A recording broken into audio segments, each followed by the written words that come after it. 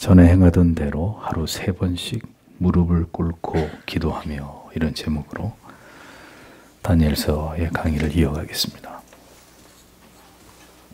하나님을 멸시하고 조롱했던 바벨론의 왕들 앞에서 하나님께서는 다니엘과 세 친구들을 준비시키셔서 우주 만물과 세상의 나라들과 그 왕좌까지 통치하시며 그것을 보존하기도 하시고 패하기도 하시는 분은 오직 여호와 하나님 뿐이시라는 사실을 분명하게 각인하셨습니다. 세상이 교만하고 극악한 권력자들 앞에 세상의 죄악으로 가득해서 하나님을 지워버리고자 할 때 하나님께서는 그토록 하나님을 멸시하고 우습게 여기던 시대의 한복판에서 하나님의 존재하심을 분명하게 그들에게 나타내고자 하실 때가 있다는 것을 성경은 우리에게 분명하게 보여주고 있습니다. 그리고 바로 그러한 하나님의 뜻과 계획을 실행해야 될 자들은 다름 아닌 이 악한 세상에서 구별하여 부르신 다니엘과 세 친구 같은 세상의 주목을 받지 못하던 바로 하나님의 자녀들이, 성도들이 그 사명을 감당하게 될 것이라는 사실을 진리는 우리에게 웅변해 주고 있는 것을 보게 됩니다. 세상의 그 누구도 하나님을 멸시하거나 조롱할 수 없고, 세상은 세상의 악한 권력자들에 의해 돌아가는 것이 아니라 오직 하나님의 뜻대로, 하나님의 계획과 섭리대로 모든 일들이 이루어지고 있다는 사실을 성경은 우리에게 분명히 말씀하고 있습니다. 잠언 16장 4절에 여호와께서 온갖 것을 그 시움에 적당하게 지으셨으니 악인도 악한 날에 적당하게 하셨느니라 라고 성경이 말씀하고 있죠. 악인은 그들이 자발적으로 악을 저지름으로, 자의적으로 악을 행해야 할 때 악을 행하게 하심으로 이것을 통해 하나님의 뜻을 이루는 도구와 수단으로 하나님이 악인들을 사용하신다는 것입니다. 그렇게 쓰임을 받고 그들은 자기들이 저지른 그 모든 죄악의 심판을 받아 역사 속으로 사라져 버리게 되는 것입니다. 그것이 세상에 악인들이 존재하는 이유라는 것이죠.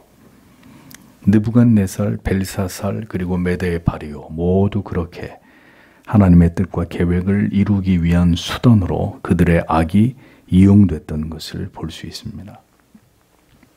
바벨론을 멸망시킨 메대의 다리오는 아수에로의 아들 키악사레스 2세라고도 불리우는데, 그는 자신의 사위인 고레스에 의해서 파사가 메대를 병합하기까지 마지막 메대의 왕이었습니다.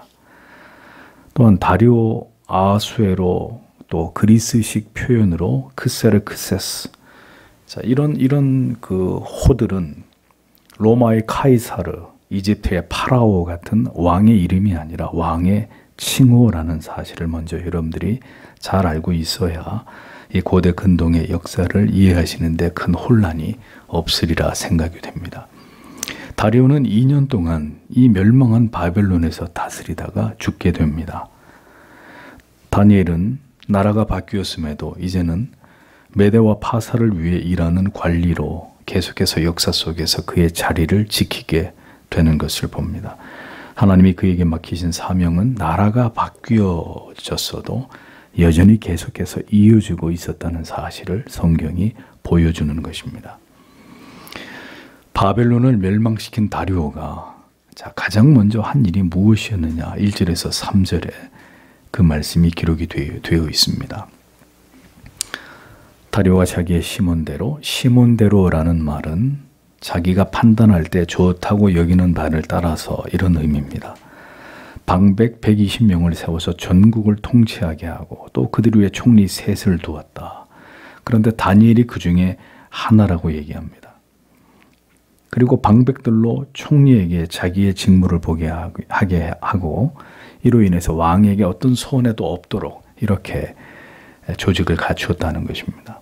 여기서 중요한 부분은 3절에 다니엘이 마음이 민첩하여 총리들과 방백들 위에 뛰어났다. 그래서 왕이 그를 세워서 전국을 다스릴 수 있는 권한을 주었다 하는 이 부분입니다. 왕궁의 벽에 나타난 하나님의 계시를 풀이하고 벨사살로부터 높은 지위와 명예를 얻게 되었던 다니엘은 나라와 국왕이 바뀌게 되었어도 그 능력의 출중함을 인정받아서 120개의 도를 다스리는 관리들을 총괄하는 3명의 총리 가운데서도 으뜸 총리로 그가 발탁이 되었다는 것입니다. 새로운 나라가 들어섰지만 다니엘을 능가하는 지혜와 명철을 가진 자는 찾아볼 수 없었다는 이야기죠. 그 이유가 무엇 때문이겠습니까? 다니엘은 하나님께서 맡기신 사명을 가지고 그 시대에 존재했던 하나님이 함께 하시고 동행하시고 타의 추종을 불허하는 지혜와 명철로 무장시키셨던 하나님의 사람이었기 때문입니다. 이것이 하나님이 함께 하시는 사람의 아우라입니다. 나라를 잃은 유다 백성들은 이 다니엘과 세 친구들을 통해서 그들의 회복을 꿈꾸고 소망할 수 있었습니다. 나라를 빼앗겼어도 하나님께서 붙들어 사용하시는 그들의 모습을 보면서 유다 백성들은 큰 위로를 받을 수 있었던 것입니다. 다니엘이 위대한 사람이어서가 아니라 그에게는 하나님이 주신 분명한 사명과 하나님의 뜻이 존재했었기에 그가 어디를 가든 그는 계속해서 강력한 영향을 미치게 되는 높은 자리에 앉게 될 수밖에 없었던 것입니다. 그것이 하나님의 계획이었기 때문이죠. 하나님께서는 모든 시대 속에서 하나님과 동행하는 하나님의 사람들을 통해서 역사하십니다. 하나님께서 사용하고자 하시는 자를 선택하고 그에게 필요한 모든 것을 갖추게 하셔서 그 사람을 통해서 역사하십니다. 세상에서 스펙을 쌓는 일보다 성도 여러분, 하나님께 붙들린 사람들이 먼저 되셔야 합니다. 부디 하나님과 동행하는 우리들이 되기를 원합니다. 다리오는 바벨론을 정복한 이후에 제국의 행정 조직을 120개로 조직했습니다. 20개의 큰 구역이 존재했고 다시 소구역으로 편성한 것이 120개였다. 그리고 그 각 지역의 행정관을 한 명씩 파견을 했다는 것입니다. 이것이 후에 아하수에로 왕 때는 127개의 관할 구역으로 조금 더 확장된 것을 볼 수 있습니다. 120개의 조직을 더 효율적으로 다스리기 위해서 다리오는 3명의 총리를 세워서 이들을 통해 모든 보고를 취합하고 왕에게 알리도록 했다는 것입니다. 이 3명의 총리는 120개의 지방을 감독함과 동시에 왕실 국고에 대한 재정적 관리를 그들이 맡아서 진행하는 것을 통해서 왕실의 권위를 유지시키고 또 기강을 세우고 통치 질서를 유지하는 일에 핵심적인 일들을 수행했던 그런 자들이 이 3명의 총리였습니다. 따라서 이들은 왕을 제외한 실제적인 국가 최고의 지위를 권력을 가지고 있었던 이런 인물들이었다라는 것을 알 수 있습니다. 다니엘은 그 가운데 좀 더 나아가서 다른 총리들과 방백들보다 더 탁월한 자였기 때문에 다리오는 그로 하여금 가장 높은 자리, 으뜸 총리로 전국을 다스릴 수 있는 이런 권한을 그에게 주었다는 것이죠. 마음이 민첩했다. 다니엘을 이야기하면서 성경이 그는 마음이 민첩한 자였다 이렇게 말했는데 마음이 민첩하다라는 원어적인 의미는 좀 다릅니다. 그 안에 탁월한 영이 있었다. 혹은 그 안에 탁월한 영 때문에 이런 뜻입니다. 하나님이 함께하고 있는 다니엘이었기 때문에 그는 모든 사람들에게 귀감이 될 뿐만 아니라 매우 비범한 이런 인물이 될 수 있었다라는 이야기죠. 하나님을 경외하는 다니엘이 하나님의 은혜를 받아 평생을 어떤 삶을 살았을지를 짐작할 수 있는 대목입니다. 다니엘은 고령의 나이임에도 불구하고 그의 마음과 정신은 매우 명민하고 그리고 총명했습니다. 하나님의 계시를 올바로 분별해서 전할 수 있을 만큼 그의 영적인 능력과 또 정신과 신체는 매우 건강했습니다.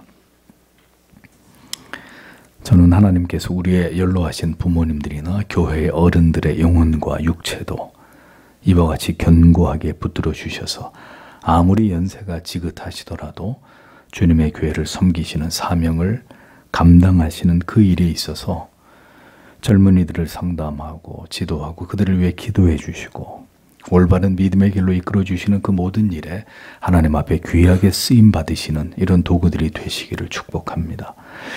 다니엘은 총리들과 어떤 방백들보다도 뛰어났습니다. 본문에서 뛰어나다라는 의미는 빛나다, 환하다 이런 의미로 다니엘의 지혜와 명철이 그 누구도 따라올 수 없을 만큼 가히 독보적이었다라는 것을 보여줍니다. 스스로 빛을 내는 존재처럼 그는 하나님이 주신 출중한 지혜와 총명으로 무장되어 있었던 그런 자임을 보여주는 것이죠. 성도 여러분, 하나님께서 나에게 맡기신 사명이 있다면 그 사명을 다하기까지 하나님이 반드시 우리를 붙드시고 우리를 힘있게 하시고 우리를 그렇게 사용해 주실 것이라는 것을 믿어야 합니다. 우리를 부르시는 그날은 이 땅에서 우리의 사명이 다하는 그날이어야 합니다. 그것이 진정으로 아름다운 삶을, 하나님을 영화롭게 하는 성도의 삶을 살아가는 것입니다. 유다의 포로 출신이었던 한 젊은이가 오랜 세월 동안 바벨론에서도 왕 다음에 높은 위치를 차지하게 되고 이어지는 메대에서도 그 같은 똑같은 직위를 이어서 모든 것을 유지하게 되는 일은 언제나 흔히 일어날 수 있는 그런 일이 절대로 아닙니다.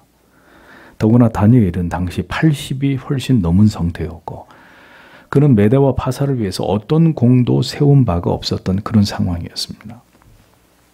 아마도 다리오는 새롭게 바벨론의 조직을 개편하는 과정에서 바벨론에서 제일 뛰어난 공을 세운 신하가 어떤 인물인지를 조사했을 터이고 바벨론에서 다니엘을 모르는 자가 아무도 없었기 때문에 그가 다시 메대를 위해서도 이 같은 위치를 얻게 된 것으로 그렇게 보여집니다. 그러나 무엇보다도 이 모든 것은 위대한 하나님의 섭리이고 하나님의 뜻을 이루시기 위한 하나님의 계획하심의 결과라는 것은 두말할 나위가 없는 그런 일일 것입니다.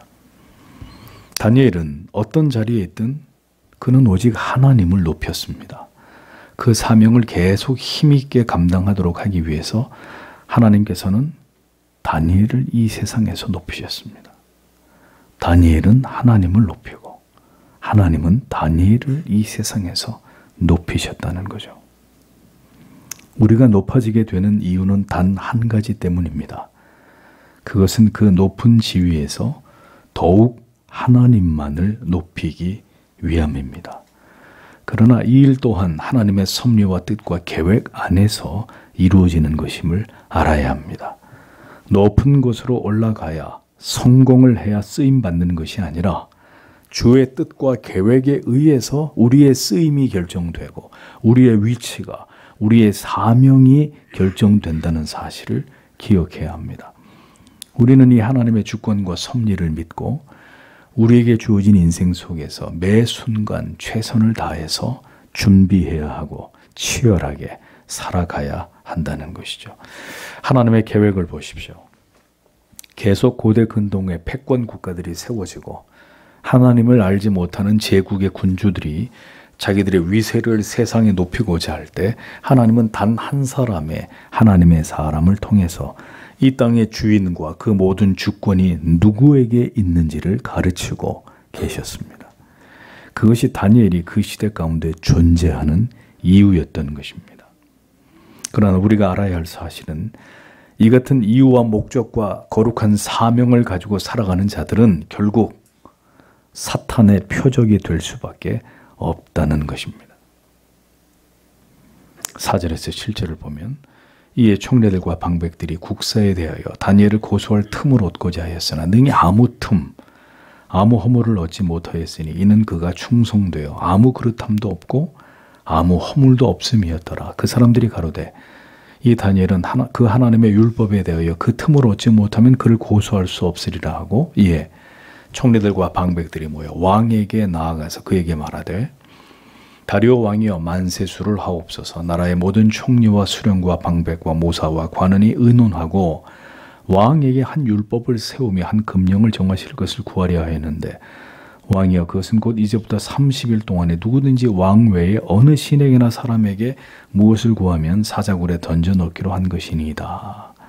이렇게 기록되어 있습니다. 바벨론 치하에서도 다니엘의 세 친구 하나니아, 미사엘, 아사랴에게도 큰 위기가 찾아왔듯이 이제 다니엘에게도 피할 수 없는 사탄의 도전이 임하게 된 것을 성경은 기록하고 있습니다. 하나님의 뜻과 계획을 저지하기 위한 도전이 언제든 일어날 수 있는 것이 바로 공중의 권세 잡은 사탄 마귀의 홈그라운드인 세상입니다. 하나님의 뜻을 따라 부르심을 받은 하나님의 자녀들이 그 숭고한 사명을 따라 이 세상과 다른 흐름을 쫓아 다른 법을 지키면서 세상 사람들과 구별된 다른 삶을 살아갈 때 세상은 여러분 절대로 우리를 지지해주고 우리를 향해 박수를 쳐주고 우리를 응원해주지 않습니다. 반드시 그와 같은 구별된 성도의 삶을 살아가는 것을 회방하고 시험하고 우리를 고난에 빠뜨리는 곳이 세상이고 그리고 그렇게 세상을 움직이고 있는 존재가 사탄 마귀들입니다. 하나님이 이를 허용하시기도 하십니다. 그 모든 시간 속에서 우리의 믿음이 더 단련되고 그 모든 시련을 이겨나가는 그 영적인 기백으로 가득한 그 성도의 믿음의 모습을 통해 하나님은 이 땅에서 영광을 받으시기를 원하시기 때문입니다. 그러므로 사탄은 하나님의 일을 회방하기 위해 끊임없이 악을 행하지만 하나님께서는 이 모든 일들을 통해서도 하나님의 뜻을 이루시고 영광을 받으신다는 것을 성경은 우리들에게 보여주고 있는 것입니다. 나라가 바뀌었어도 이처럼 높은 자리에 앉게 된 다니엘, 분명 하나님의 뜻과 계획이 있어 그렇게 하나님이 섭리하셨지만 이러한 하나님의 뜻을 알 까닭이 없는 세상은 다니엘을 가만히 놔둘 이유가 없었던 것입니다. 다니엘은 같이 총리가 된 자들과 120명의 방백들 그 모두로부터 집중적인 견제를 받고 있었습니다. 그들은 어떻게 해서라도 다니엘의 결점을 찾기 위해 혈안이 되어 있었습니다. 나라 일을 행하는 그의 모든 일거수일투족을 감시하고 감독하고 그가 국사를 펼침에 있어서 불법한 일이 없는지를 낱낱이 들여다보고 있었다는 것입니다. 그런데 놀랍게도 다니엘에게서 아무 틈도 아무 허물도 발견하지 못했다고 성경은 기록합니다. 다니엘의 임무 가운데 가장 중요한 것은 돈과 관련된 일이었습니다. 전국의 세금을 관리하는 일을 주관했기 때문에 그런 일에는 반드시 권력형 비리가 생기기 마련이고 불법적인 일들이 일어날 법한 업무적 특성을 가지고 있었지만 그럼에도 불구하고 다니엘에게서는 어떤 경우에도 그러한 불법과 비리를 발견할 수가 없었다라는 것입니다. 그러니까 그를 고소하기 위해서 아주 조직적으로 치밀하게 집요하게 다니엘을 탈탈 털어보고 있었다는 이야기입니다. 그런데도 아무 도덕적, 법률적 흠이 발견되지 않았다는 거죠. 그는 완벽하리만큼 청렴했고 완전 무결했다는 것입니다. 그가 그렇게 자기의 일에 정직하고 성실하게 충성을 다할 수 있었던 것은 그는 그의 모든 일을 하나님 앞에서 감당했기 때문입니다. 비록 이방의 나라에서 이방의 왕을 모시며 그 나라를 위한 일이었지만 그는 한 점 부끄러움 없이 그 어떤 불법한 일이나 불의한 일을 행치 않고 하나님의 그 뜨거운 시선 앞에서 진실하고 정직하게 그 모든 일들을 행했던 것입니다. 그는 그것이 하나님께 영광을 돌리는 또 하나의 길이었다고 믿었던 것이죠. 어느 나라든 정계나 재계나 금융계에서 대형 비리들이 터져 나오는 일은 어제 오늘의 일이 아니지 않습니까? 페르시아 같은 거대한 권력 조직의 정부에서 가장 높은 위치에 있는 자라면 마음만 먹으면 얼마든지 그 권력을 이용해서 죄악된 방법으로 돈을 긁어 모을 수 있었을 것입니다. 그러나 다니엘은 자신이 왜 그 자리에 있으며 그를 그곳에 있게 하신 분이 누구인지를 한시도 잊지 않았던 하나님의 사람이었습니다. 그는 뼛속까지 자기의 사명이 무엇인지를 분명히 알고 있었던 인물이었습니다. 그는 불꽃 같은 하나님의 시선을 늘 의식하면서 살아가고 있었던 하나님의 사람이었다는 것입니다. 자신이 왜, 무엇 때문에 이 세상에, 이 시대에 살아가고 있는지를 정확하게 진리를 통해서 깨닫지 못하면 신자도 결국 돈, 명예, 인기에 집착하면서 탐욕을 가지고 세상을 살아가는 자들이 될 수밖에 없고, 그것을 위해 결국 수단과 방법을 가리지 않는 추악함을 저지르는 자들이 될 수밖에 없는 것입니다. 그래서 신문의 한 페이지를 장식하는 거죠. 교회 다니는 성도가, 장로가, 목사가 세상에서 이런 추악한 짓을 저질렀다 하고 기사화되는 것입니다. 그리스도인들은 코람되어 하나님의 존전에 내가 서 있음을 언제나 자각하는 자들입니다. 아무도 보지 않지만 하나님께서 나를 보고 계신다는 것을 의식하는 자들입니다. 그것이 다니엘이 그같이 높은 자리에 있었으면서도 세속의 부패한 정치인들과 달리 그가 깨끗할 수밖에 없었던 이유였다는 것입니다. 마음속에 하나님을 모신 자, 그들은 이 세상에서 그렇게 살아가야 할 자들입니다. 그것을 통해 하나님의 영광을 드러내야 될 책임과 숭고한 사명이 존재하기 때문입니다. 그러하기에 경건한 그리스도인들은 불법을, 악을 미워합니다. 그리고 불의한 자들을 싫어합니다. 시편 119편 104절에 주의 법도로 인하여 내가 명철케 되었으므로 모든 거짓 행위를 미워하나이다. 113절에 내가 두 마음 품은 자를 미워하고 주의 법을 사랑하나이다. 128절에 그러므로 내가 범사에 주의 법도를 바르게 여기고 모든 거짓 행위를 미워하나이다. 163절에 내가 거짓을 미워하며 싫어하고 주의 법을 사랑하나이다.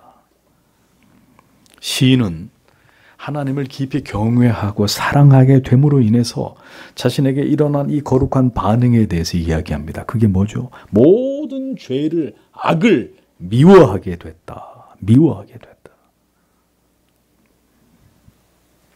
다니엘은 청렴하고 결백한 자였습니다. 하여 그들은 그의 국정 운영에 대해서는 어떤 결점도 찾을 수 없었기에 그러면 하나님의 율법과 관련해서 그를 올무에 빠뜨릴 계략을 그들이 마침내 꾸미게 된 것을 보게 됩니다. 그들은 다니엘에 대해서 모든 것을 다 조사한 것으로 보여집니다. 그가 유대 출신이고 그가 믿는 신에 대해서 얼마나 독실한 믿음을 가지고 있는지를 그들은 다 알고 있었던 것으로 여겨집니다. 이제 그들은 다니엘이 철저하게 율법을 지키고 따른다는 것을 알아서 그를 넘어뜨릴 함정을, 결정적인 함정을 파기 시작했습니다. 여호와 하나님만을 유일신으로 섬기는 다니엘의 그 신앙을 이용해서 이제 그를 제거하기 위한 묘수를 짜내게 된 것을 보게 됩니다. 자, 모회가 끝난 총리들과 방백들 모두가 왕 앞으로 나아갔습니다. 다니엘 한 사람을 딱 찍어내기 위해서 모든 메대의 고관들이 다 하나가 돼서 이 일을 진행하고 있는 것을 보십시오. 세상이 그리스도인을 멸하고자 할 때 그들은 모두 놀랍도록 연합하고 하나가 되어서 모든 힘을 다해서 교회와 성도를 핍박하는 그 일을 행할 것입니다. 세상은 그리스도인들이 높아지는 것을 절대로 용납하지 않습니다. 하나님을 믿는 믿음을 가진 자들이 하나님의 계획과 작정대로 쓰임 받을 때 사탄 마귀는 반드시 맞불을 놓고 이것을 회방하고 방해하게 되어 있습니다. 우리는 언제나 세상에서 사탄 마귀의 시기와 질투와 박해를 받을 수밖에 없는 존재들입니다. 그 이유는 우리가 하나님의 자녀들이기 때문이고 하나님께서 우리를 통해서 일하시고 우리가 하나님의 이름을 높이는 삶을 이 땅에서 살아가는 것을 우리의 목적으로 삼고 있기 때문입니다. 그래서 마귀는 이와 같은 뜻을 품고 하나님의 보호를 받으며 이 땅에서 살아가는 그리스도인들을 어떻게든 무너뜨리고 파괴시키고 그 사명을 감당하지 못하게 만드는 일들을 꾀하고 진행하는 것이죠. 그것이 마귀의 사명이기 때문에. 그러므로 그리스도인들이 거룩한 뜻을 세워 이 땅에서 살아가고자 할 때 결국 세상에서 핍박을 당하고 사방에서 우겨싸매을 당하는 일들이 일어나는 것은 피할 수 없는 일이라는 것입니다. 총리들과 수령, 방백, 모사, 관원 이 모두가 다니엘 한 사람을 제거하는 일에 모두 온 힘을 쏟고 있었습니다. 머리를 맞대고 묘책을 짜냈습니다. 메대의 모든 두뇌 집단들이 하나님의 사람 다니엘 그 한 명을 죽이기 위해 총 공격을 모든 노력을 다하고 있었다. 절체절명의 상황이 다니엘에게 시시각각으로 다가오고 있었다는 이야기입니다. 만약 여러분의 직장에서 여러분 한 사람을 쫓아내기 위해 회사의 임원들을 포함해서 모든 직원들이 하나가 돼가지고 나를 찍어내려고, 나를 몰아내려고 그렇게 계획을 세웠고 그것을 진행한다고 하면 여러분의 마음이 어떨지를 생각해 보십시오. 다니엘은 그 정도가 아니라 자기를 죽이려고 한다는 사실을 알고 있었단 말입니다. 그는 절대 고독에 휩싸여 있었던 이런 상황이었습니다. 아무도 그의 편이 없었습니다. 시편 3편 4절에서 7절에 다윗은 자기를 죽이려 하는 압살롬을 피하면서 하나님께 이렇게 고백하고 있습니다. 내가 나의 목소리로 여호와께 부르짖으니 그 성산에서 응답하시는도다. 내가 누워 자고 깨었으니 여호와께서 나를 붙드심이로다. 천만인이 나를 둘러치려 하여도 나는 두려워 아니하리이다. 여호와여 일어나소서. 나의 하나님이여 나를 구원하소서. 주께서 나의 모든 원수의 뺨을 치시며 악인의 이를 꺾으셨나이다. 우리에게 이 같은 일이 일어날 때 성도 여러분 잊지 마십시오. 우리는 우리의 피난처시오 도움이시오 우리의 산성이신 하나님께 피하는 자들이 되어야 합니다. 천만인이 나를 둘러치려 하여도 하나님의 품 안에 있는 한 그 누구도 해할 수 없다는 것을 우리는 다니엘을 통해 다시 한번 깊이 깨닫고 이 진리를 믿어야 합니다. 마침내 다니엘을 제거할 방법을 찾아낸 그들은 다리오 왕에게 한 가지를 제안합니다. 한 율법을 왕께서 세우셔서 지엄한 금령을 백성들에게 내리십시오. 이것이었습니다. 그 내용이 무엇이냐? 앞으로 30일 동안 누구든지 왕 외에 다른 신이나 사람에게 무엇이든 간구를 하면 사자굴에 던져 넣도록 그렇게 하기를 원하는 이 법령을 제정하자는 것이었습니다. 다니엘을 제거하기 위해 오랫동안 다니엘을 관찰했던 그들은 결국 다니엘이 하루 3번 창문을 열고 하나님께 기도를 드린다는 사실을 알아냈습니다.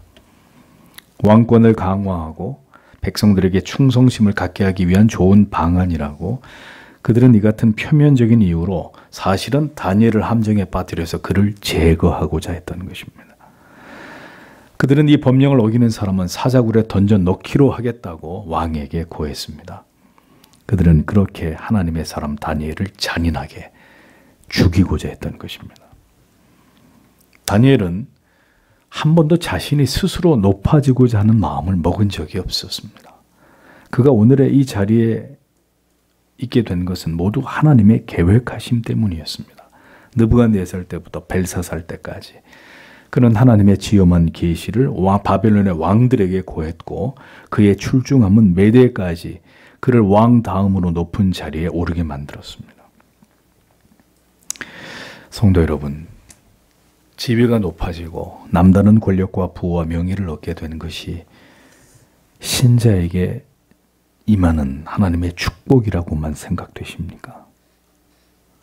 그것이 절대적 평안과 안전만을 의미하는 것일까요? 하나님께서 나를 높이신다면 거기에는 분명히 그렇게 하시는 이유와 목적이 있다는 것을 아셔야 합니다. 나에게 그 자리를 주시고 나에게 그 기회를 주시고 남다른 지위와 부를 주실 때 그것은 분명 하나님의 뜻을 이루기 위한 사명과 연결되어 있다는 사실을 알아야 합니다. 하여 그 위치에서 그 모든 일을 하나님 앞에서 감당하는 일이 때로는 매우 위험한 일이 될 수 있고 심지어 목숨을 걸어야 하는 일이 될 수도 있다는 것을 우리는 기억을 해야 합니다. 에스더를 보십시오. 그녀의 직위가 뭐였죠? 왕후였습니다. 왕의 부인이었단 말이에요. 그는 왕이 부르지 않았지만 왕 앞으로 나아갔습니다. 그것은 그녀가 왕후라 할지라도 목숨을 건 행위였습니다. 아무리 왕후라 하더라도 왕궁의 법도는 왕이 부르지 않았는데 왕 앞으로 나아가는 것은 자기의 목숨을 잃을 수도 있는 매우 위험한 일이었단 말이죠. 그럼에도 불구하고 에스더는 모르드게를 통해서 내가 왕후의 위를 얻은 것이 이때를 위함이다라는 강권하는 말을 듣고 에스더는 그 유명한 죽으면 죽으리이다 라는 심정으로 동족을 구하기 위해 왕 앞으로 나아가게 됩니다. 높은 지위와 그에 따른 모든 것들을 사명으로 가진 자들에게 이것이 절대로 그들에게 복이 될 수 없는 것은 그 모든 지위를 하루아침에 다 내던지고 하나님의 명을 위해 스스로 사지로 나아가야 되는 일이 그에게 주어질 수도 있기 때문입니다. 그러니까 모든 것은 사명을 위한 것임을 알아야 하는 것이죠. 하나님의 뜻과 섭리 가운데 우리가 있다는 것을, 우리에게 주신 모든 것들이 그렇게 하나님의 영광을 드러내기 위한 것들이라는 것을 우리는 분명히 잊지 말아야 합니다. 다니엘이 그같이 높은 위치에 있지 않았더라면 그는 이런 위험에 처할 이유가 전혀 없습니다. 사방으로부터 우겨싸움을 당하지 않을 수 있었단 말이죠. 그러나 하나님은 그를 그 높은 자리에, 사명의 자리에 오직 하나님의 뜻대로 그곳에 그를 세우셨습니다. 그리고 그로 인한 그가 지불해야 될 대가를 하나님은 다니엘이 지불하기를 원하셨고 다니엘은 그것을 피할 마음이 조금도 없었던 것입니다. 이제 그는 다시 한번 자신의 믿음으로 하나님이 어떤 신이신지를 증명해야만 되는 그 사명의 자리로 서서히 나아가고 있었습니다. 모든 것은 하나님의 뜻대로 그리고 우리에게 주신 믿음으로 감당해야 되는 일이다라는 것을 우리는 성경을 통해 깨닫게 되는 것입니다. 인간을 구원하기 위해 하늘 보좌를 버리고 이 땅에 오신 그리스도의 생애를 보십시오. 아버지의 뜻을 이루는 그 길이 절대로 순탄하지 않았던 것을 주님이 걸어가신 그 길은 우리들에게 이것을 분명히 보여주고 있습니다. 사명을 감당하는 길은 갈채가 쏟아지면서 사방에서 꽃가루가 뿌려지고 휘파람을 불면서 즐겁게 갈 수 있는 길이 아닙니다. 하나님을 간절히 찾고 온전히 하나님을 의지함으로 걸어가야 되는 길임을 그리스도의 생애는 그분의 경건한 기도의 습관은 우리에게 이것을 잘 보여주고 있지 않습니까? 사명의 자리가 가장 낮은 자리가 될 수도 있고 가장 높은 자리가 될 수도 있습니다. 그러나 공통점은 반드시 그 길에는 고난과 시련과 모든 것을 포기해야 할 수도 있는 목숨까지도 아낌없이 바쳐야 되는 그 대가가 기다리고 있다는 사실입니다. 8절에서 9절을 보면 그런즉 왕이여 원컨대 금령을 세우시고 그 조서에 어인을 찍어서 메대와 바사에 변개치 아니하는 규례를 따라 그것을 다시 고치지 못하게 하옵소서 하며 이에 다리오 왕이 조서에 어인을 찍어 금령을 내니라 이렇게 기록되어 있습니다. 그들은 자신들이 세운 이 법률이 왕의 제가를 받아 즉각적으로 시행되기를 바라고 왕에게 속히 이것을 요청하고 있었습니다. 그리고 이 법이 어떤 일이 있어도 변동되지 않고 그 효력이 발휘할 수 있도록 어인까지 찍으라고 촉구했습니다. 왕이 친히 어인을 찍은 사안은 매우 중대한 것이고 30일 동안 이 법령이 발휘되는 동안에 그 누구도 예외가 될 수 없을 만큼 매우 엄중했다는 것을 보여주는 것입니다. 다니엘의 대적들은 다니엘을 아끼는 다리오가 혹시라도 마음이 변개할까 이렇게까지 그들의 계획에 안전장치를 걸어둔 것으로 볼 수 있습니다. 다리오는 그들이 제안한 이 금령에 어인을 지고 곧 이것이 효력을 발생하도록 했습니다. 왕권을 강화시키고 백성들의 충성을 다지게 하는 일이라는데 왕이 반대할 이유가 전혀 없었기 때문이겠죠.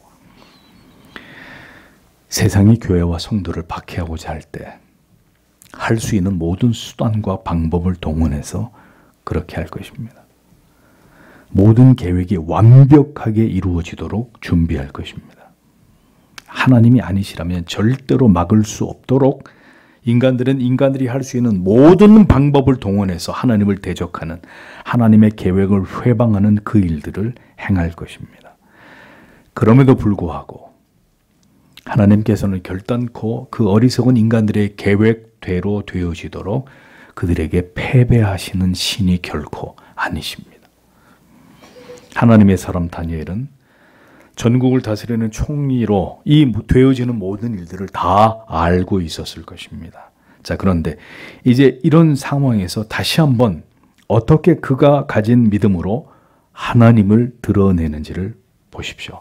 10절에서 11절에 다니엘이 이 조서의 어인이 지킨 것을 알고도 자기 집에 돌아가서는 그 방에 예루살렘으로 향하여 열린 창에서 전에 행하던 대로 하루 3번씩 무릎을 꿇고 기도하며 그 하나님께 감사하였더라. 그 무리들이 모여서 다니엘이 자기 하나님 앞에 기도하며 간구하는 것을 발견하고 이렇게 기록되어 있습니다. 다니엘은 자신에게 위기가 다가오고 있음을 알고 있었습니다. 자신을 제거하려는 자들에 의해서 만들어진 그 법령이 바로 자기의 목을 겨누고 있음을 알고 다니엘이 어떻게 했습니까? 도망쳤습니까? 아니면 새 친구에게 쫓아갔습니까? 그는 집으로 갔습니다. 아마 그곳에 성전이 있었다면 그는 지체하지 않고 성전으로, 교회로 향했을 것입니다. 그는 그 위기의 상황에서 전혀 동요하거나 두려워하거나 낙심하지 않았습니다. 그는 보란듯이 이제 그가 늘 해오던 그 일을 담담히 다시 반복하고 있었습니다. 그 일은 예루살렘으로 향해 열려있는 창을 향해서 하루에 3번씩 무릎을 꿇고 하나님께 기도하던 바로 그 일이었습니다. 정확히 번역을 하면 예루살렘을 마주한 옥상 방 안에 이렇게 되어 있습니다. 그의 윗방으로 올라가 예루살렘을 향하여, 이런 뜻입니다. 그러니까 다니엘에게는 다니엘의 관사 안에 기도의 방이 있었다는 거예요. 어디에? 옥상에. 그에게는 경건한 습관이 있었다는 것입니다. 그는 그 방에서 하루에 3번 메대의 전국을 다스리는 총리의 그 막중한 분주한 직무를 수행하던 가운데서도 그렇게 경건한 습관을 따라 하루에 3번 하나님께 기도했다는 것입니다. 바빠서 기도 못 하신다고요? 다니엘보다 바쁠까요? 그 일은 그가 포로로 끌려오게 된 이후로부터 늘 지속되었던 습관이었습니다. 믿음은 성도 여러분, 절대로 하루아침에 생겨나지 않습니다. 그토록 담대한 믿음과 하나님을 향한 절대적인 신뢰는 우리가 쌓아온 수많은 기도의 시간이 빚어낸 결정체입니다. 기도하지 않는 자, 위기의 순간에 그 같은 믿음을, 그 같은 담대함을 기대하지 마십시오. 하나님께서 사랑하시는 자, 하나님께서 쓰고자 하시는 자는 모두 이 혹독한 기도의 훈련을 졸업한 사람들이었습니다. 간절하고 절박하며 지속적으로 기도하는 것의 중요성을 분명히 알고 있는 사람만이 그 기도의 힘으로 아무나 갈 수 없는 그 길을, 아무나 뚫어낼 수 없는 그 가로막힌 길을 뚫어내고 가게 되는 것입니다. 누구에게도 허락되지 않은 하나님의 일을 감당하는 자들이 되는 것입니다. 그래서 하나님은 그 사랑하시는 자들을, 하나님의 자녀들을 기도하도록 만드신단 말입니다. 기어이 기도하지 않으면 안 되는 모든 일들을 통해서 기도의 능력을 가르치시고 그 기도 가운데 깊이 만나 주셨던 기억을 가지고 세상을 이기는 용사로, 성도로 살아가도록 만드시는 분이십니다. 성도에게는 하늘을 향해, 하나님을 향해 열린 기도의 창문이 반드시 필요하다는 사실을 잊지 마십시오. 그리고 그 거룩한 습관만이 모든 위기를 극복하게 만드는 능력이고 열쇠가 된다는 사실을 잊지 않으시기를 바랍니다. 위기에서 나를 침착하게 하고 담대하게 하는 것은 사람의 도움이 아닙니다. 언제나 한결같았던 하나님을 향한 경건의 습관입니다. 그래서 하나님은 인생을 지나가는 동안 성도에게 반드시 이 훈련을 시키신단 말입니다. 말씀을 묵상하고 간절히 기도하는 훈련.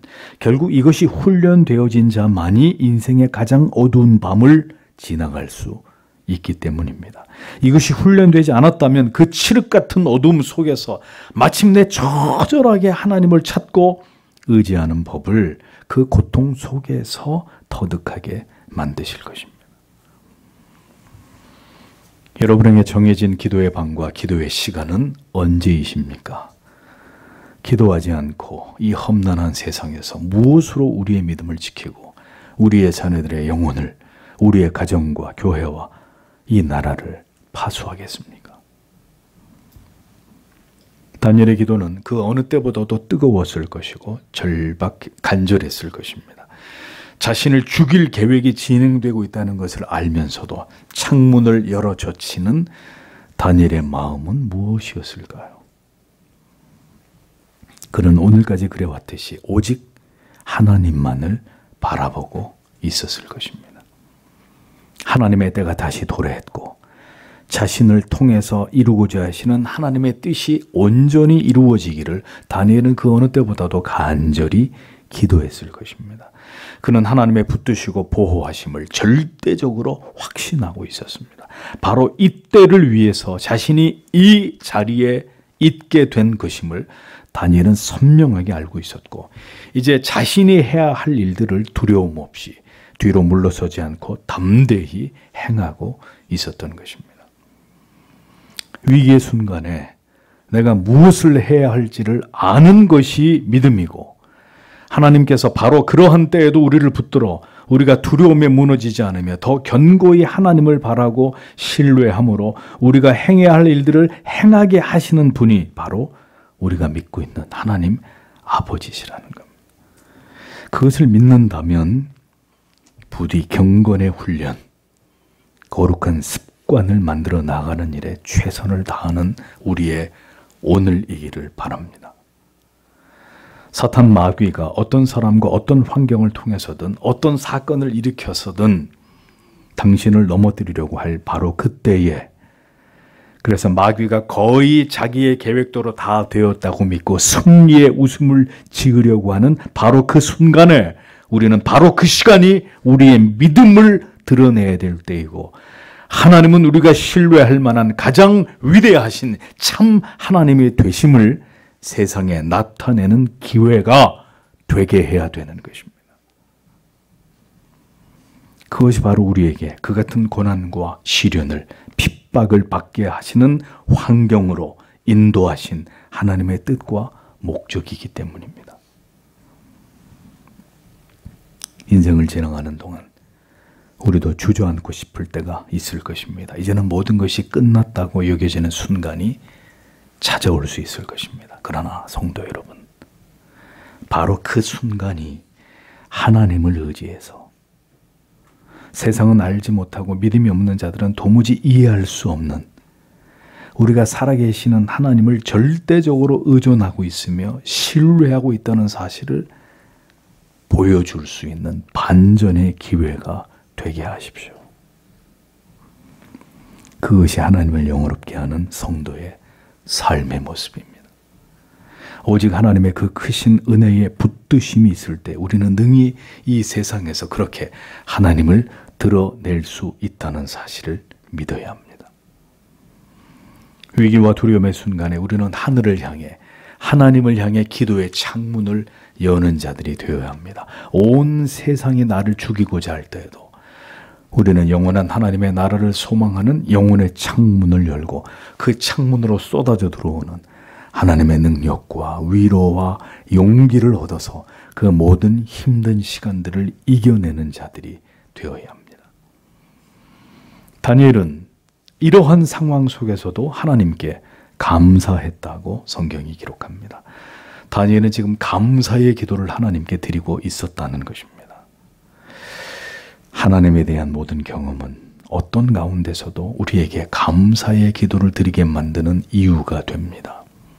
이번에는 또 어떻게 나를 도우시고 나를 붙드셔서 하나님의 영광을 드러내실지를 기대하는 마음으로 다니엘은 지금 하나님 살려주십시오 이런 기도를 한 게 아니라 하나님께 감사의 기도를 드리고 있었다는 겁니다.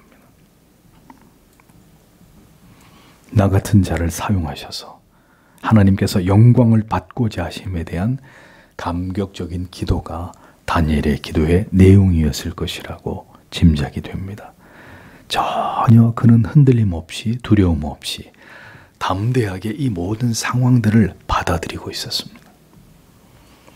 깊은 기도 속에서 늘상 배웠던 그 하나님의 임재가 지금도 다니엘의 영혼을 충만하게 뒤덮고 있었을 것이고 그는 그 하나님의 함께하심의 친밀함 속에서 이 모든 상황들을 믿음으로 감당하기 위해 준비하고 있었을 것입니다.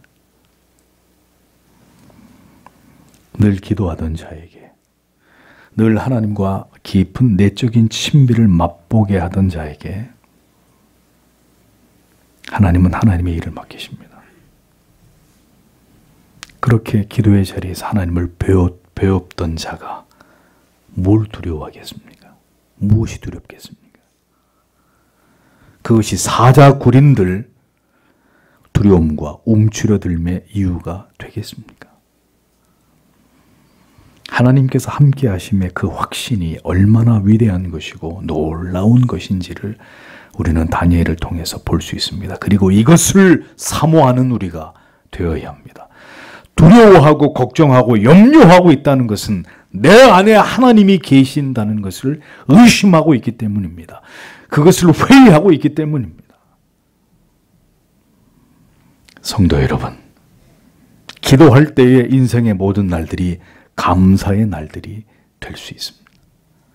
가장 두렵고 절망스럽고 감당하기 힘든 위기라 하더라도 우리는 그 모든 시간들이 하나님께서 함께 하심을 더 깊이 경험하게 되는 특별한 날들이 될 것이라는 그 믿음으로 인생의 모든 날들을 맞이할 수 있는 하나님의 사람들이 되어야 합니다. 우리에게 그 같은 믿음 주시기를 기도하기를 원합니다. 이 모든 계략을 꾸민 자들이 다 모여 있었습니다. 소름이 돋는 일입니다.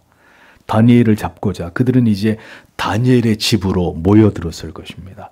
그리고 그들의 시선이 마침내 무엇을 향하고 있었을까요? 옥상에 있는 다니엘의 방의 창문을 그들이 주시하고 있었다는 겁니다.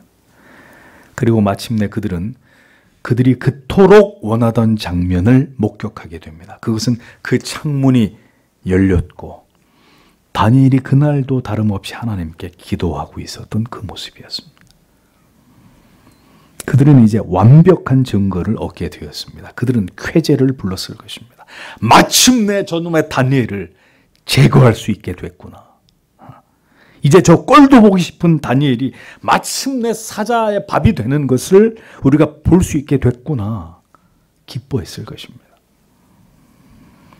요셉을 함정에 빠뜨리고 모르드게를 비롯해서 유다 백성들을 모두 죽이기 위해 계획을 세웠어도 심지어 이 땅에 메시아로 오신 하나님의 아들까지 십자가에 달아 죽게 했어도 하나님은 그 모든 일을 통해서 하나님의 뜻을 이루시며 전화위복이 되게 하셨던 분이십니다.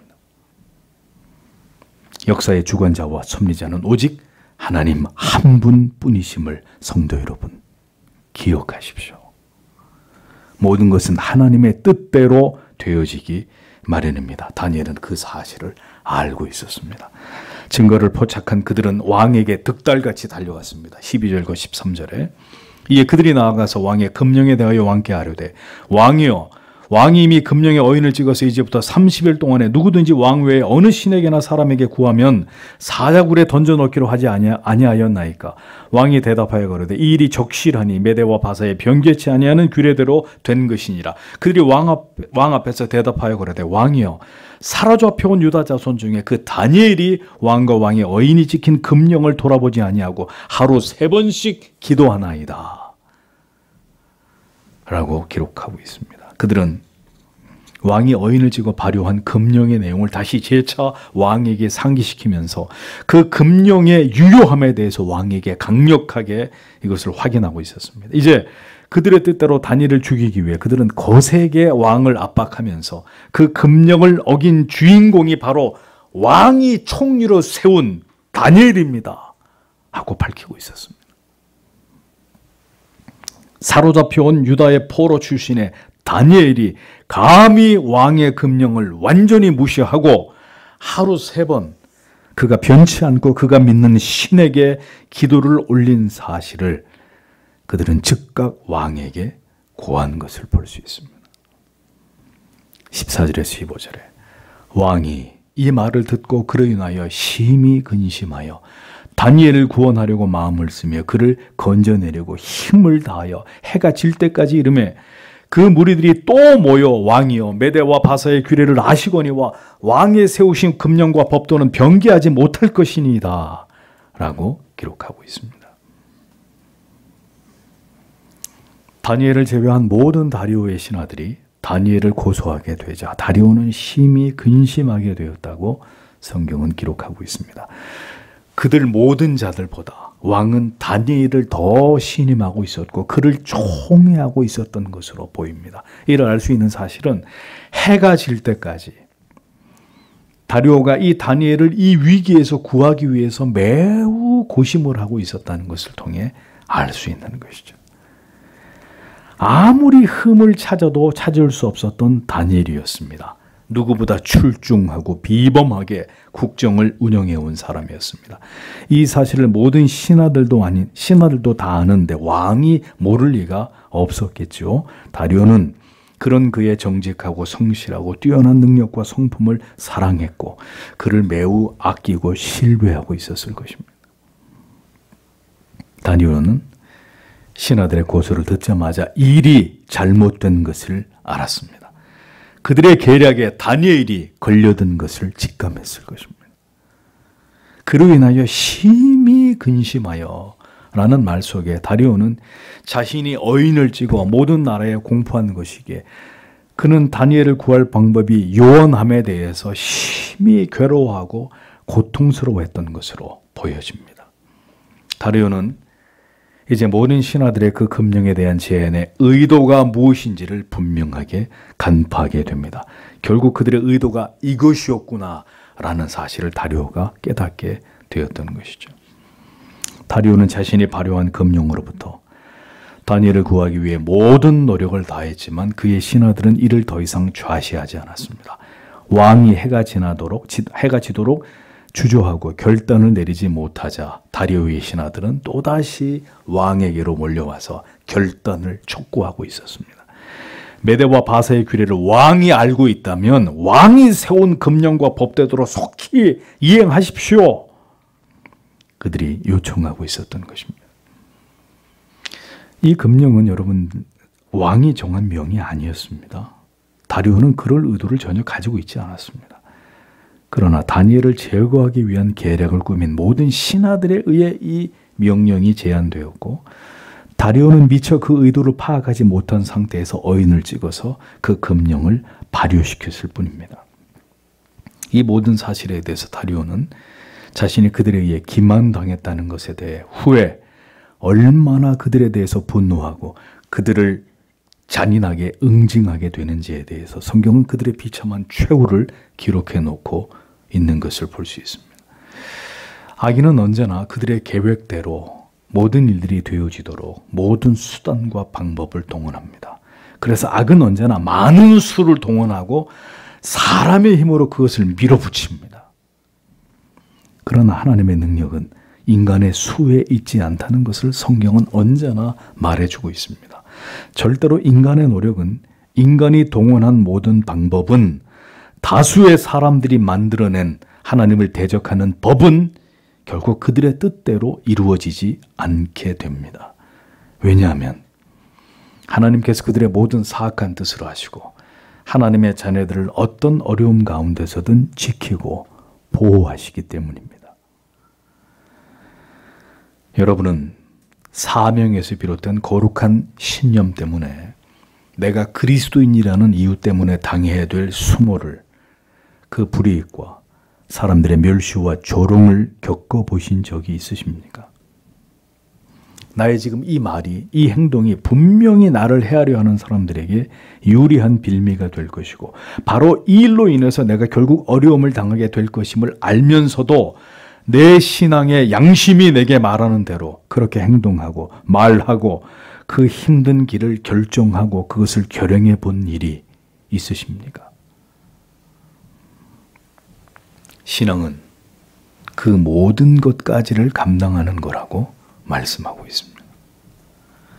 모든 사람들에게 버림을 당하고 속히 없어지기를 모두가 바라게 되는 그 환멸의 대상이 되는 것, 그것이 만약 우리가 믿음을 가지고 하나님께서 기뻐하시는 길로 행한 결과라면 여러분은 그것을 모두 믿음으로 감당하실 수 있겠습니까? 성경은 우리에게 이것이 바로 사명을 가진 그리스도인들이 이 세상과 정면으로 격돌하게 될 때 우리에게 당하게 될 일들이라고 말씀하고 있습니다. 우리는 분명 이 세상에서 살아가는 동안에 억울한 일을 당할 수 있습니다. 그러나 그때 우리가 기억해야 될 일은 하나님이 이 모든 것을 보고 계시고 판단하고 계신다는 것을 믿고 우리가 믿음으로 하나님을 향한 절대적인 신뢰를 가지고 그 문제를 바라볼 수 있어야 한다는 것입니다. 이 일이 일어나게 하신 하나님의 뜻이 무엇인지를 생각하고 이 문제 속에서 내가 어떻게 행동하는 것이 하나님께 영광을 돌리는 것인지를 먼저 깊이 고민해 보아야 한다는 겁니다. 무엇보다 하나님께서 반드시 선악간에 판단하시고 결국 하나님의 자녀들에게 악을 행하는 하나님이 아니시라는 것을 믿고 하나님께서 이 모든 문제를 선하게 해결하실 것이라는 것에 대한 믿음을 가져야 한다는 것입니다.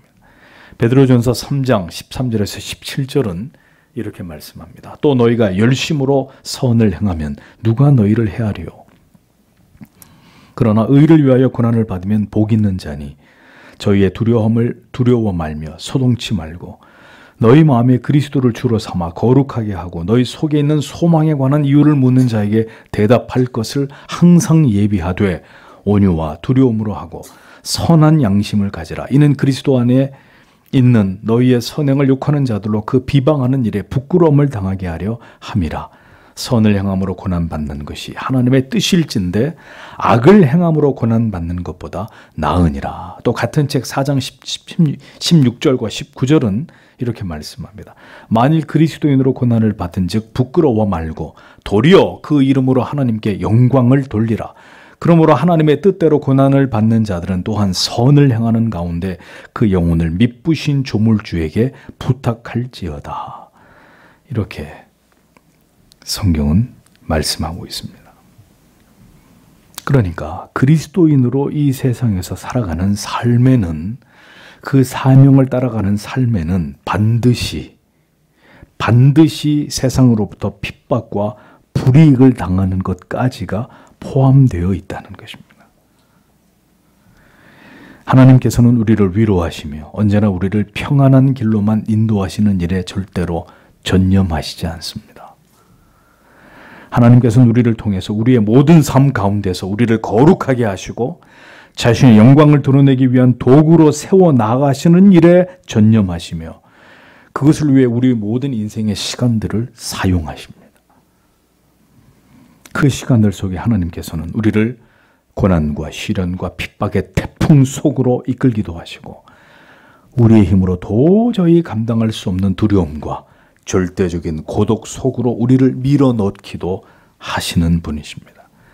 그 모든 목적은 우리를 더 거룩하게 하시고 더 하나님만을 의지하게 하시며 결국 그렇게 정금처럼 단련되어서 우리의 인생의 어느 시점에서인가 우리의 모습을 통해서 우리의 신앙의 그 고백을 통해서 영광을 받으시고자 함이 하나님의 뜻이기 때문에 하나님은 자기 백성들의 삶을 그렇게 이끌어 가시고 섭리하시는 분이라는 것을 우리는 분명히 기억해야 합니다.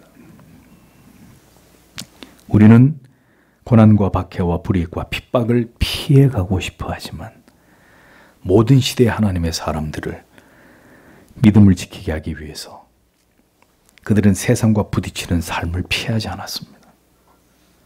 그것이 하나님의 영광을 드러내는 방식이었다면 그들은 기어이 그 좁은 길을 걸어간 자들이었습니다. 그들이 우리의 믿음의 조상들이었습니다.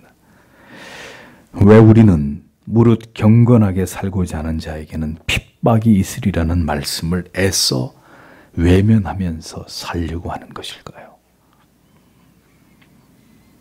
성도 여러분, 잊지 마십시오. 어디서든 성도의 정체를 드러내고 믿음으로 살고자 한다면 우리는 반드시 세상의 도전과 공격을 받을 수밖에 없게 될 것입니다. 그러나 우리가 부르심을 받은 것은 바로 이때를 위함이라는 사실을 기억해야 합니다. 우리에게 직업은 이 세상에서의 모든 삶은 그냥 먹고 마시고 즐기기 위한 것만이 아닙니다. 우리는 하나님의 일을 위해 우리를 이 땅에 두신 하나님의 거룩하신 목적과 뜻을 위해 살아가는 자들입니다. 하나님의 뜻은 우리가 최선을 다해서 하나님의 존재하심을 드러내며 하나님의 통치가 이루어지는 곳으로 우리가 있는 곳을 바꾸어 나아가기를 원하시는 것입니다. 그런데 오늘도 우리를 지배하고 있는 생각은 더 많은 돈을 벌어서 더 잘 먹고 잘 사는 일에 집중하기를 원한다면 이는 우리를 이 세상에 하나님의 자녀로 부르신 하나님의 마음에 합한 결정도 합한 삶도 절대로 될 수 없는 것입니다. 우리는 더욱 치열하게 살고 더 열심히 최선을 다해서 하나님께서 우리를 두고자 하시는 곳에서 하나님의 뜻을 이루어 나아가는 삶을 살아가야 합니다. 평범함을 꿈꾸지 마십시오. 그것 또한 여러분 자신만을 위한 이기적인 마음입니다.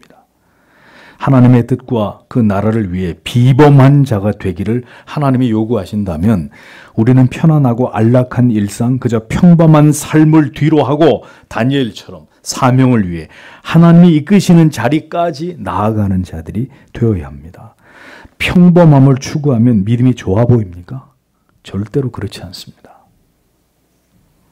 어떤 그리스도인에게는 평범함 속에서 하나님을 드러내는 삶을 살아가는 것이 하나님의 뜻이라면 어떤 신자에게는 비범한 능력으로 남다른 자리에서 더 치열하게 더 위험한 하나님의 뜻을 이루어 나아가는 것이 하나님의 뜻일 수도 있다는 사실을 우리는 알아야 합니다. 평범하기를 원하는데 자기 야망 때문에 자기 주제와 분량을 넘어서 자기가 생각하는 더 높은 자리를 향해 달려가는 것도 하나님의 뜻이 아니라면 출중한 능력으로 무장해서 진리의 가치로 그 불굴의 신앙의 삶으로 한 시대의 획을 그으면서 하나님의 뜻과 사명을 이루어가는 비범한 자가 되기를 원하시지만 그가 현실과 타협해서 그 어려운 길을 가지 않으려고 뒤로 물러나서 평범한 삶을 지향하는 것도 하나님의 뜻에 대한 불순종이라는 것을 아셔야 합니다. 어느 곳에 있든 하나님이 있기를 원하시는 자리에서 하나님의 사명을 위해 살아가는 것이 신자의 삶이라는 것을 잊지 마십시오. 평범한 삶도 어려운 것이고 비범한 삶도 어려운 것입니다. 그 모든 삶에는 사명이 결부되어 있고 하나님의 분명하신 뜻이 담겨져 있기 때문입니다. 높은 곳일수록 더 거센 바람이 있습니다. 남다른 사명, 평범하지 않은 삶, 그것이 좋아 보이십니까? 더 큰 시련이 있고 이를 이겨내기 위한 더 큰 믿음이 필요합니다. 모든 시기와 질투와 중상모략과 회방을 감당해야 합니다. 그리고 마침내 그 일을, 그 사명을 이루어내야 하는 길을 끝까지 걸어가야 합니다. 성도 여러분, 하나님이 우리를 어떻게 사용하실지 우리는 알 수 없습니다. 다만 우리는 이 세상 속에서 분명히 하나님을 드러내야 할 그 존재하심을 증명해야 될 사명이 우리에게 있다는 것을 알아야 합니다. 그리고 그 사명을 따라 사는 한 우리의 삶에는 고요와 평안만이 있는 것이 아니라 많은 시련과 핍박과 억울한 일을 당하게 되는 일들 또한 우리에게 따라올 것이라는 것을 아셔야 합니다. 우리의 출신 성분 때문에, 우리의 능력 때문에, 우리의 종교와 그 종교적 신념 때문에 신자는 세상과 충돌할 수 있고 세상의 힘 앞에 한없이 초라함을 느끼게 될 수도 있을 것입니다. 그러나 기억하십시오. 그 모든 상황들이 우리들에게 펼쳐질 것을 하나님께서는 모두 알고 계시고 그 모든 일들을 우리가 믿음으로 하나님을 의지하여 감당할 때에 능히 이길 힘을 하나님이 우리에게 주신다는 사실입니다. 반드시 우리를 지키시고 그 가운데 건지시고 우리가 바로 그 전능하신 하나님의 자녀인 것을 세상으로 하여금 알 수 있도록 만드실 것입니다. 우리는 이 믿음으로 살아가는 자들입니다. 이 사명을 위해 이 세상을, 우리의 인생을 지나가야 하는 자들입니다. 이 진리의 깨달음이 우리의 평생의 삶을 인도하고 지도하고 이끌어 주시기를 우리는 기도해야 합니다. 우리가 하나님을 믿는다는 이유 때문에, 유일신관을 가졌다는 이유 때문에, 우리가 동성애를 인정하지 않고 종교 다원주의를 지지하지 않는다는 것 때문에 우리는 우리가 속한 곳에서, 그곳이 우리의 가정이 됐든 직장이 됐든 학교가 됐든 세상의 조롱과 비난을 받을 수 있다는 것을 언제나 기억하십시오. 허영의 시장에서 결국 순교한 믿음을 보십시오. 자신들이 추구하는 삶을, 그 쾌락과 향락과 권력과 명예와 성공과 부를, 인기를 따르지 않는다는 이유로 결국 크리스찬과 함께 천성길을 향하던 믿음은 허영의 시장에서 장렬하게 최후를 맞이하게 됩니다. 이것이 참 믿음을 가진 그리스도인들이 걸어가야 할 길이라는 것을, 그 대가라는 것을 존 번연의 철로 역정은 우리에게 잘 보여주지 않습니까? 바른 진리와 참 믿음의 길은 반드시 고난과 시련이, 핍박과 두려움이 존재하는 길입니다. 그러나 그 길은 반드시 하나님의 섭리 가운데 성도가 걸어가야 할 길입니다. 그 길에서 우리는 하나님을 높이고 진리의 가치를 드러내며 우리가 누구인지를 증명해야 될 자들입니다. 부디 우리의 한평생의 삶이 이 사명을 위한 삶이 되기를, 그렇게 우리를 인도하시고 우리를 훈련하심으로 결국 우리의 삶을 통해 하나님께서 모든 영광을 받으시기를 오늘도 성도 여러분 이 말씀을 드리며 다 같이 하나님 앞에 간절히 기도하기를 원합니다. 기도하겠습니다.